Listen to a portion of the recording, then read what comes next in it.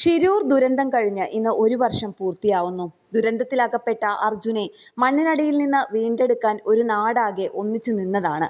പ്രാർത്ഥനകളും കണ്ണീരുമായി ലോകമെമ്പാടുമുള്ള മലയാളികൾ കർണാടകയിലെ മണ്ണിടിച്ചിലുണ്ടായ ദുരന്തമുഖത്തേക്ക് പ്രതീക്ഷകളോടെ കണ്ണും നട്ടിരുന്നു.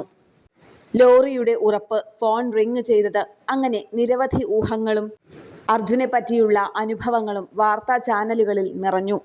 ഒടുവിൽ ഏവരെയും നിരാശപ്പെടുത്തി അർജുൻ ഗംഗാവലിയുടെ ആഴങ്ങളിൽ അകപ്പെട്ടു.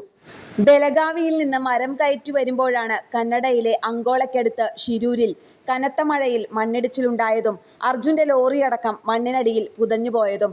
ആ ദുരന്തത്തിൽ പ്രദേശവാസികളടക്കം 11 പേർ മരിച്ചു. കർണാടക ഗോവ അതിർത്തിയിലൂടെ കടന്നുപോകുന്ന പൻവേൽ കന്യാകുമാരി ദേശീയപാതയിലായിരുന്നു അപകടം. ഒരു വലിയ മല ഒന്നാകെ ഇടിഞ്ഞിറങ്ങി ഗംഗാവലിയിലേക്ക് ഇരച്ചെത്തിയ ആ ദുരന്തം ഇന്നും പൊള്ളിക്കുന്ന ഓർമ്മയായി അവശേഷിക്കുന്നു. ന്യൂസ് ഡെസ്ക് കേരള പ്രണാമം.